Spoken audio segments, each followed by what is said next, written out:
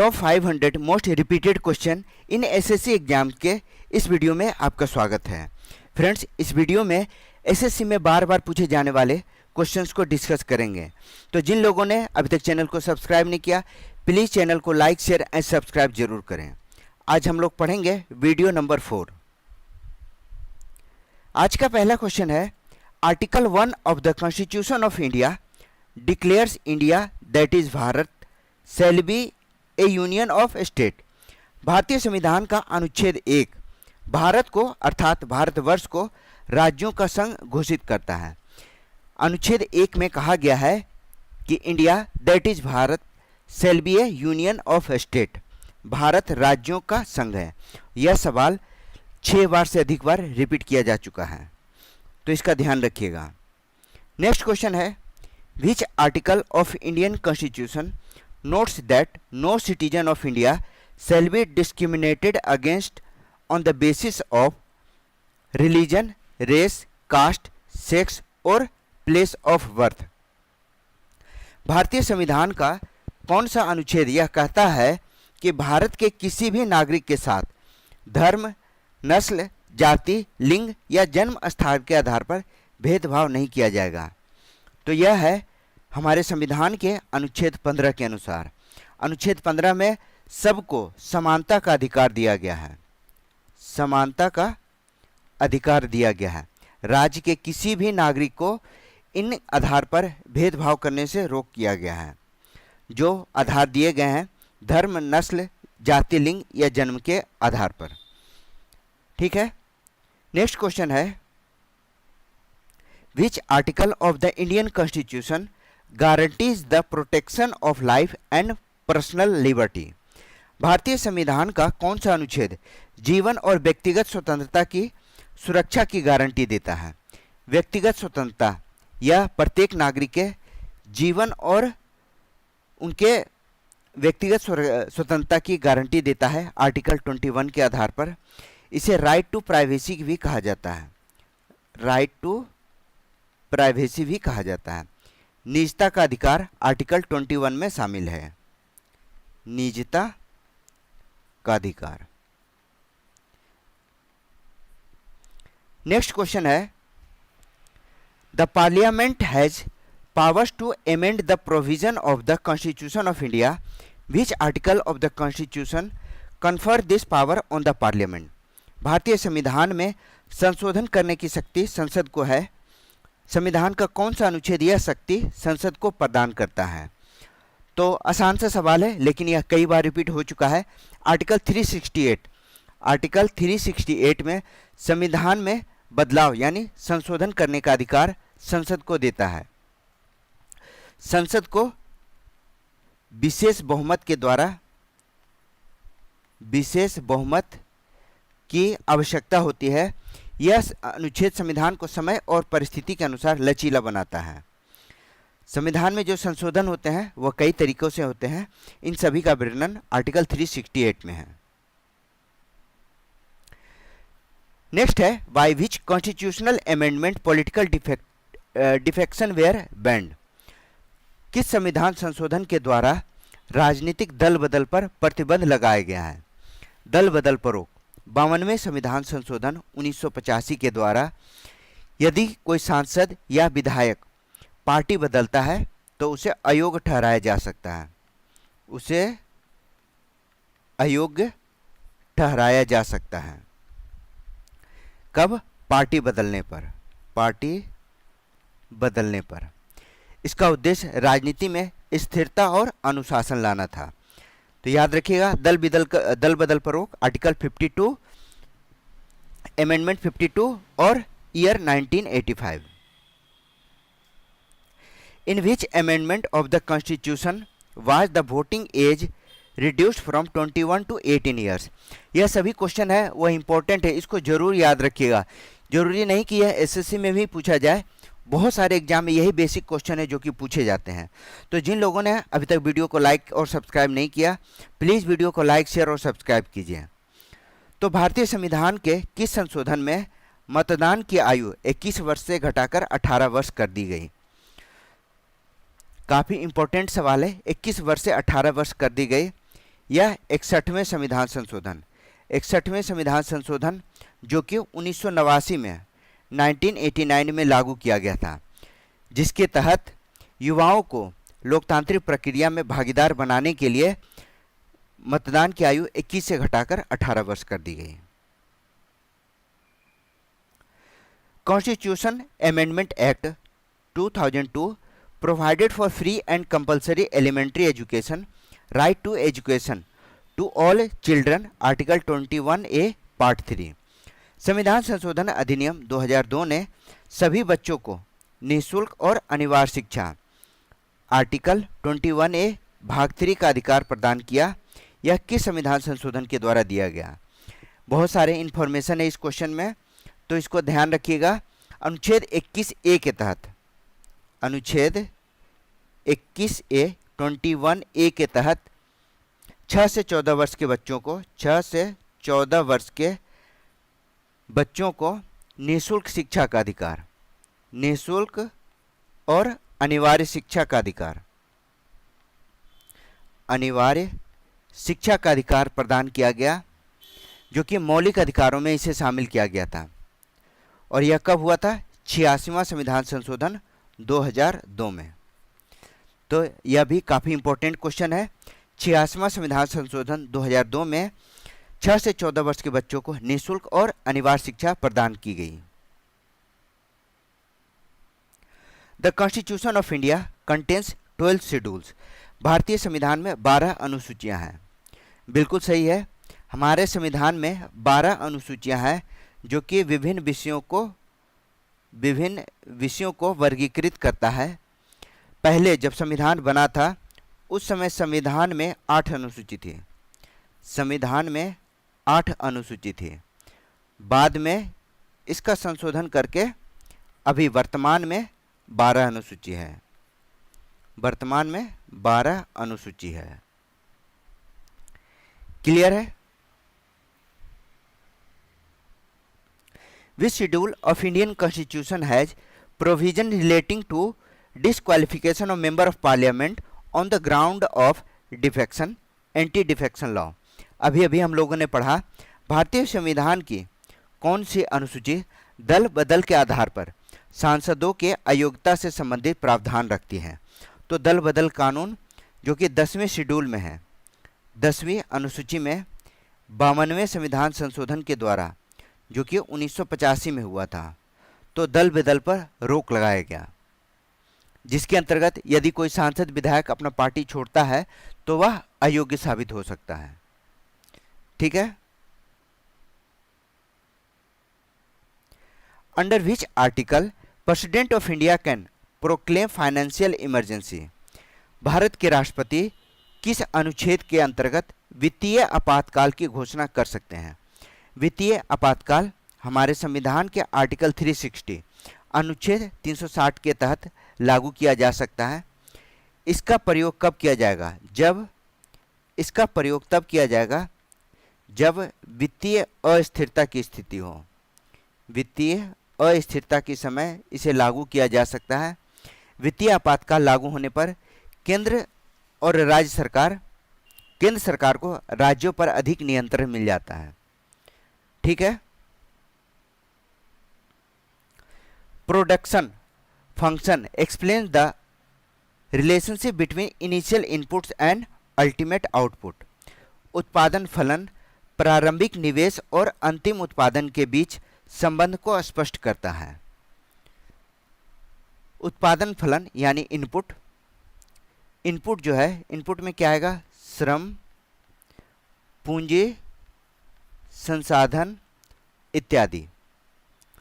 तो इनपुट है वह आउटपुट के बीच संबंध बताता है, अंतिम उत्पादन के बीच संबंध को दर्शाता है, आउटपुट के बीच के संबंध को दर्शाता है। क्लियर है? इसका उपयोग उत्पादन प्रक्रिया को और अधिक कुशल बनाने और संसाधनों के सही उपयोग के लिए किया जाता है। तो याद रखिएगा, यह सवाल भी 6 बार पूछा जा चुका है। The standard of living economic growth in a country is represented by it's per capita income. किसी देश के जीवन स्तर आर्थिक विकास को प्रति व्यक्ति आय के द्वारा दर्शाया जाता है। जो हमारा प्रति व्यक्ति आय है वह जीवन स्तर का मापदंड है। याद रखिएगा, जीवन स्तर का मापदंड है। ठीक है, नेक्स्ट क्वेश्चन।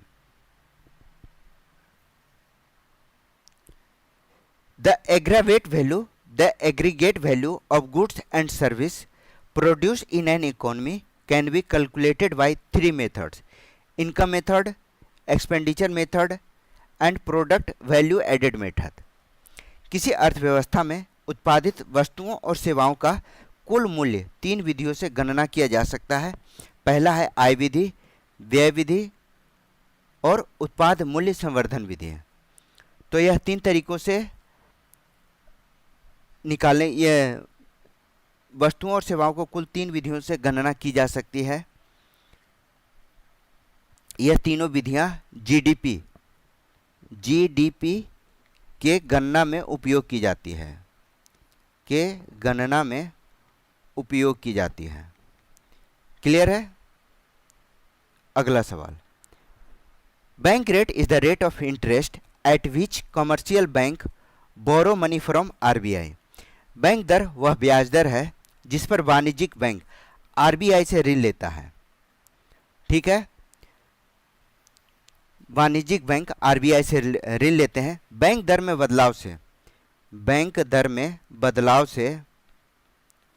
बदलाव जब हम करते हैं तो इससे क्या होता है, अर्थव्यवस्था में ऋण और निवेश पर सीधा प्रभाव पड़ता है।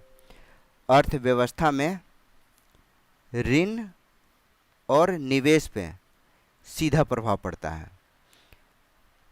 इसे मौद्रिक नीति यानी मॉनेटरी पॉलिसी का प्रमुख साधन माना जाता है। मॉनेटरी पॉलिसी का साधन माना जाता है। तो याद रखिएगा, यह काफ़ी इम्पोर्टेंट है। और मॉनेटरी पॉलिसी कौन जारी करता है, तो यह है आरबीआई।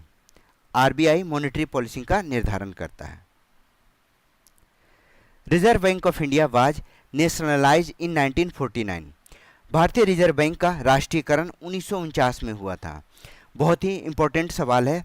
आरबीआई की स्थापना, आरबीआई रिजर्व बैंक की स्थापना 1935 में 1935 में निजी स्वामित्व के तहत की गई थी। निजी स्वामित्व के तहत की गई थी। 1 जनवरी 1949 को इसका राष्ट्रीयकरण किया गया। इसके बाद से आरबीआई जो है वह पूरी तरह से भारत सरकार के नियंत्रण में आ गया। बहुत ही बढ़िया सवाल है, इसको जरूर याद रखिएगा। यह सवाल भी 6 बार रिपीट हो चुका है। Open market operation refers to purchase and sale of government security by RBI. खुला बाजार परिचालन का अर्थ है आरबीआई के द्वारा सरकारी प्रतिभूतियों की खरीद और बिक्री। आरबीआई सरकारी प्रतिभूतियों यानी गवर्नमेंट की जो सिक्योरिटीज होती है उसकी खरीद और बिक्री खुले बाजार में करता है। इसका उद्देश्य क्या होता है? इसका उद्देश्य होता है मुद्रा आपूर्ति को नियंत्रण करना, मुद्रा आपूर्ति को नियंत्रित करना। यह मौद्रिक नीति के माध्यम से महंगाई और लिक्विडिटी को नियंत्रित करने का एक तरीका है। जब खुले बाजार से आरबीआई सरकारी प्रतिभूतियों की खरीद या बिक्री करता है। क्लियर है? A fiscal deficit occurs when a government's total expenditure exceeds the revenue that it generates, excluding money from borrowings. ठीक है, जब किसी सरकार का कुल व्यय उसके द्वारा उत्पन्न राजस्व उधार को छोड़कर से अधिक हो जाता है तो उसे राजकोषीय घाटा कहा जाता है। राजकोषीय घाटा की परिभाषा है जब सरकार का कुल व्यय उसकी कुल आय से अधिक हो तो उसे राजकोषीय घाटा कहते हैं। जाहिर सी बात है, घाटा कब होगा? जब आय से अधिक व्यय हो जाए। क्लियर है? और राजकोषीय घाटा तो यह भी दर्शाएगा कि किसी भी सरकार की आर्थिक स्थिति क्या है। और इस राजकोषीय घाटा को बैलेंस करने के लिए सरकार को उधार लेना पड़ता है, उधार लेना पड़ता है। यह एक तरह से आम घाटा के जैसा ही है, बस इसे राजकोषीय घाटा के परिप्रेक्ष्य में देखा जाना चाहिए। The economic survey of India is published by ministry of finance, department of economic affairs. Bharat का जो आर्थिक सर्वेक्षण है, आर्थिक सर्वेक्षण वित्त मंत्रालय के आर्थिक कार्य विभाग के द्वारा प्रकाशित किया जाता है। यह सवाल 6 बार पूछा जा चुका है। भारत की अर्थव्यवस्था की सालाना रिपोर्ट है यह। कौन सा है? आर्थिक सर्वेक्षण, अर्थव्यवस्था का सालाना रिपोर्ट, सालाना रिपोर्ट कहा जाता है। ठीक है, इसे वित्त मंत्रालय का आर्थिक कार्य विभाग जारी करता है। यह बजट पेश करने से एक दिन पहले आता है। बजट से यह बजट से एक दिन पहले जारी होता है।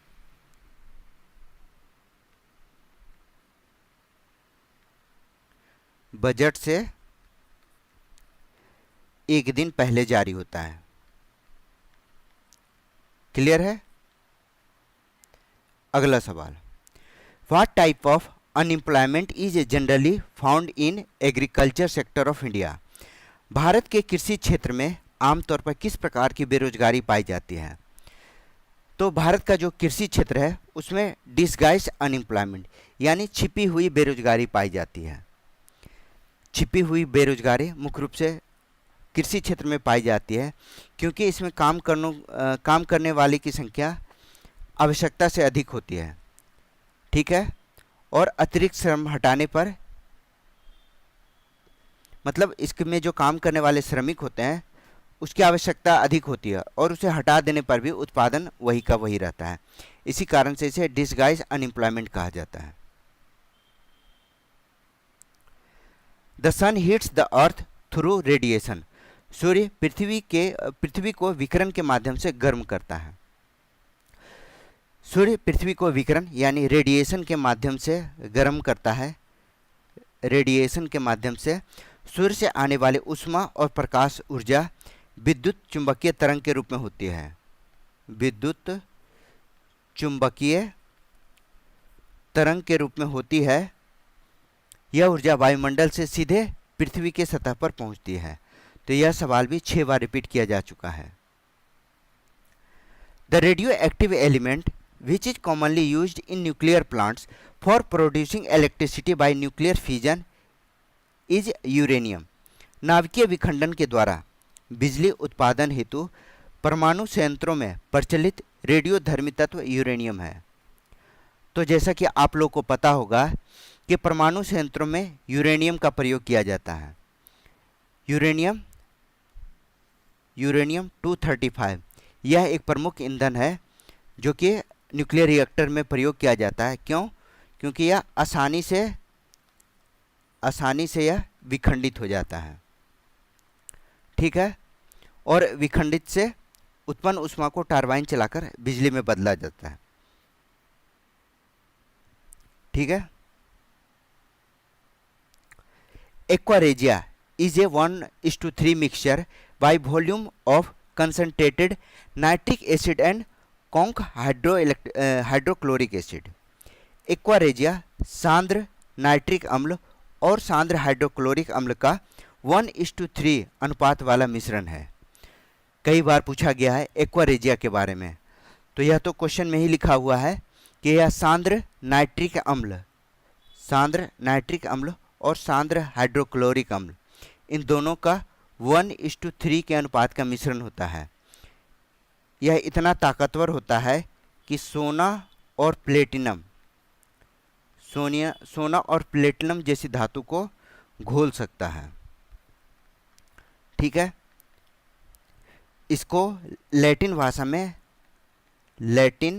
भाषा में एक्वारेजिया को रॉयल वाटर कहा जाता है। रॉयल वाटर किसे कहते हैं? एक्वारेजिया को। क्लियर है? Next, which gas is used as fire extinguisher. अग्निशामक के रूप में किस गैस का उपयोग किया जाता है? तो यह है कार्बन डाइऑक्साइड। CO2 आग के बुझाने के लिए इस्तेमाल किया जाता है। CO2 को आग बुझाने के लिए इस्तेमाल करते हैं। ठीक है, इसे अग्निशमन यंत्रों में प्रयोग किया जाता है। जो फायर एक्सटिंग्विशर होते हैं, फायर एक्सटिंग्विशर में इसका प्रयोग किया जाता है ताकि आग को जल्दी से जल्दी बुझाया जा सके। Brass is an alloy of copper and zinc. पीतल, तांबा और जस्ता का मिश्र धातु है। ठीक है, इसमें तांबे की मात्रा अधिक होती है। इसका उपयोग बर्तन बनाने में, इसका जो उपयोग है वह मुख्य रूप से बर्तन बनाने में, ठीक है, सजावटी वस्तुओं में, सजावट के वस्तु बनाने में और संगीत वाद्यंत्र आदि बनाने में, संगीत वाद्यंत्र आदि बनाने में इसका प्रयोग किया जाता है, ब्रास का। The most abundant inert gas in the atmosphere used in electric bulb and has lowest electron affinity is argon. वायुमंडल में सबसे प्रचुर मात्रा में पाई जाने वाली निष्क्रिय गैस जिसका उपयोग बल्ब में होता है और जिसकी इलेक्ट्रॉन आत्मीयता सबसे कम होती है वह आर्गन है। ठीक है, आर्गन जो है वह वातावरण में सबसे अधिक पाई जाने वाली निष्क्रिय गैस है। आर्गन वातावरण में सबसे अधिक पाई जाने वाली निष्क्रिय गैस है। वातावरण में सबसे अधिक पाई जाती है, किसमें? निष्क्रिय गैसों में। ठीक है, तो बल्ब के फिलामेंट को बचाने के लिए इसका उपयोग किया जाता है। आर्गन का उपयोग बल्ब के फिलामेंट को बचाने के लिए किया जाता है, बचाने के लिए। ठीक है, इसकी इलेक्ट्रॉन आत्मीयता यानी इलेक्ट्रॉन एफिनिटी सबसे कम होती है। क्लियर है? अगला सवाल, what is the common name of calcium hypochloride CaOCl2 use extensively for sterilising water. Calcium hypochloride CaOCl2 का सामान्य नाम क्या है जिसका पानी को शुद्ध करने में व्यापक रूप से प्रयोग किया जाता है? आप लोगों ने भी शायद इसका प्रयोग किया होगा। इसका नाम है ब्लीचिंग पाउडर। ब्लीचिंग पाउडर का रासायनिक नाम है calcium hypochloride CaOCl2 calcium hypochloride. इसका प्रयोग पानी को शुद्ध करने में या कीटाणुनाशक के रूप में प्रयोग किया जाता है। कीटाणुनाशक के रूप में प्रयोग किया जाता है। विरंजक के रूप में कपड़े या कागज इत्यादि को विरंजित करने में यानी कलरलेस करने में इसका प्रयोग किया जाता है। क्लियर है? Mitochondria is called the power house of the cell. Mitochondria को कोशिका का ऊर्जागृह कहा जाता है। तो जैसा कि हम लोग जानते हैं, माइटोकॉन्ड्रिया कोशिका के ऊर्जा उत्पादन का स्थल है। कोशिका के ऊर्जा उत्पादन का स्थल है या यूँ कहें केंद्र है। ठीक है, यह एटीपी के रूप में ऊर्जा का निर्माण करता है। ऊर्जा का निर्माण एटीपी के रूप में करता है, जिसे कहते हैं adenosine triphosphate.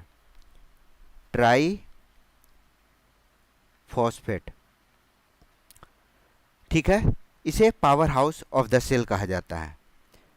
Power house of the cell कहा जाता है। तो याद रखिएगा, यह सवाल कई बार पूछा जा चुका है। इसे 15-16 बार भी कह दें तो कोई गलत नहीं है। The average heart beat rate per minute in a normal person is 72। किसी सामान्य व्यक्ति की प्रति मिनट हृदय की जो गति है वह लगभग 72 है। हालांकि यह जो गति है यह उम्र, स्वास्थ्य और गतिविधि पर भी निर्भर करता है। गतिविधि पर निर्भर करता है।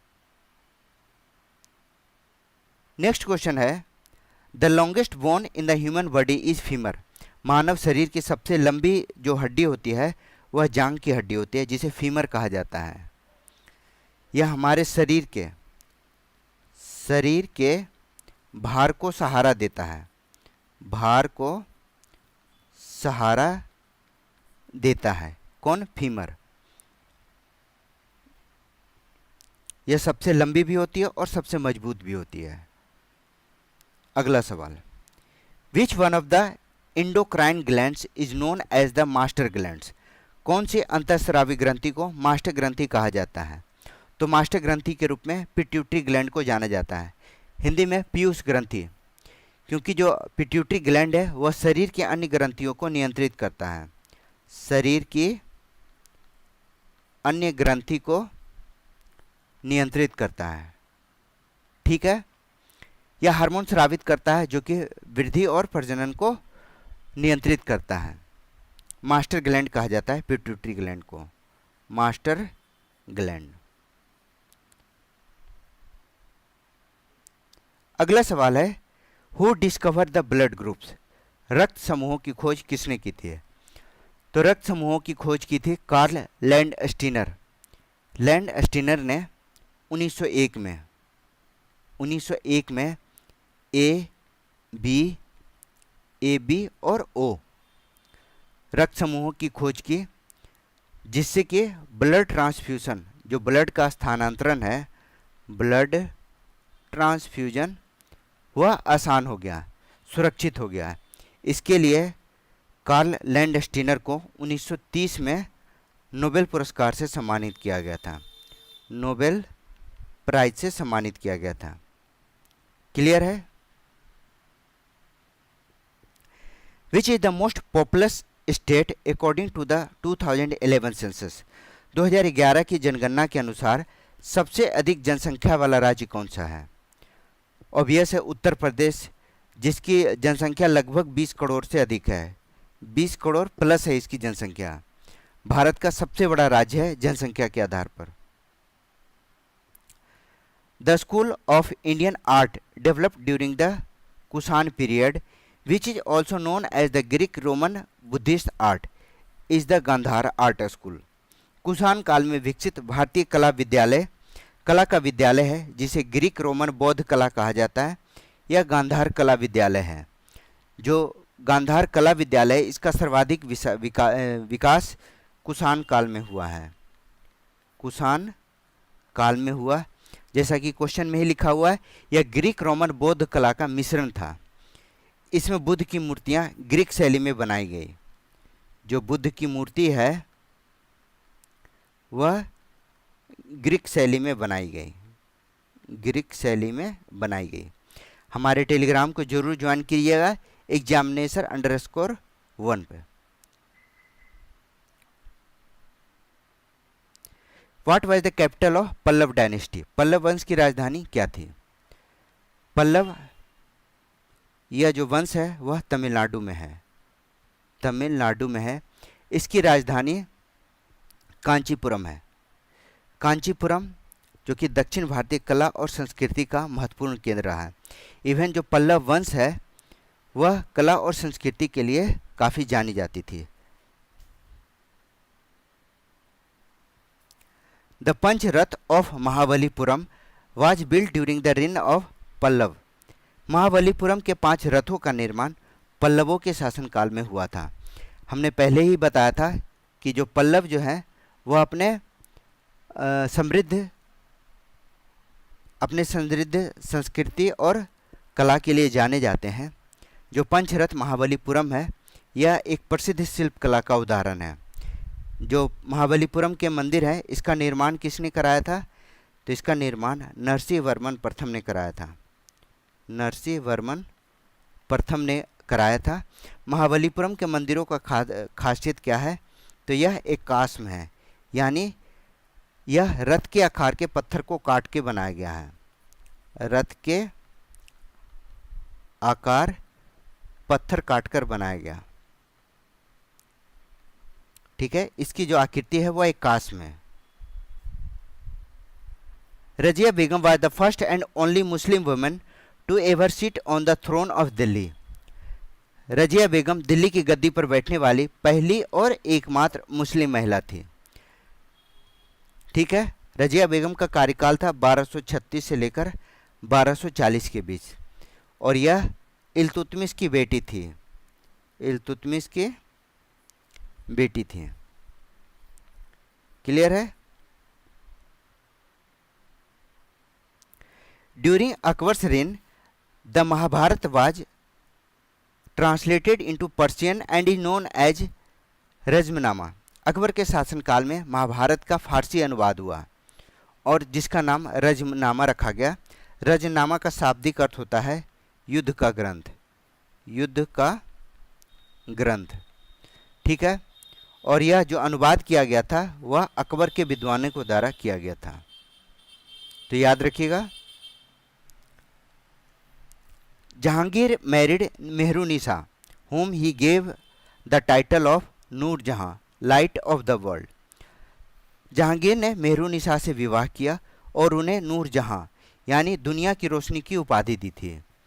तो जहांगीर ने नूर जहां की उपाधि यानी जिसका अर्थ था दुनिया की रोशनी, नूर जहां का मुगल दरबार की राजनीति पर काफ़ी गहरा प्रभाव पड़ा था। Which regulation made English as a medium of education compulsory in government aided school and colleges? किस नियम के द्वारा सरकारी सहायता प्राप्त स्कूलों और कॉलेजों में अंग्रेजी को शिक्षा का माध्यम, अनिवार्य शिक्षा का माध्यम बनाया गया? तो यह कब किया गया था? तो यह मैकाले माइन्यूट 1835 में आया था। मैकाले माइन्यूट जिसे लॉर्ड मैकाले के द्वारा लाया गया था। इसमें अंग्रेजी को शिक्षा का माध्यम बनाया गया था, याद रखिएगा। इसका उद्देश्य क्या था? इसका उद्देश्य था भारतीयों को अंग्रेजी शिक्षा देना, ठीक है। तो मैकाले माइन्यूट के बाद से ही भारत के जितने भी सरकारी सहायता प्राप्त स्कूल थे वहाँ अंग्रेजी शिक्षा अनिवार्य हो गई। Who introduce the doctrine of lapse to expand British territory in India? Bharat में ब्रिटिश क्षेत्रों का विस्तार करने के लिए लैप्स, डॉक्ट्रिन ऑफ लैप्स किसने लागू किया था?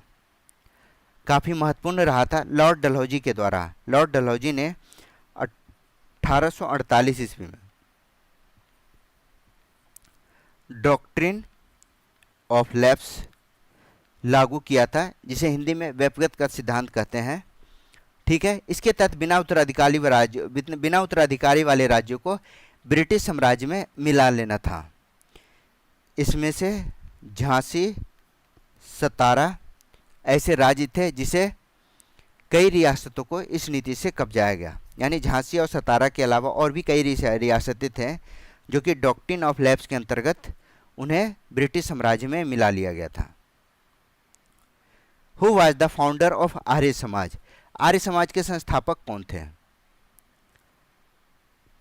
ठीक है, तो आर्य समाज के संस्थापक स्वामी दयानंद सरस्वती थे। स्वामी दयानंद सरस्वती ने 1875 ईस्वी में आर्य समाज की स्थापना मुंबई में की थी, तत्कालीन बंबई में, ठीक है। इसका उद्देश्य क्या था? इसका उद्देश्य था वेदों की ओर लौटो, वेदों की ओर लौटो। कई बार यह सवाल पूछा गया है, तो याद रखिएगा।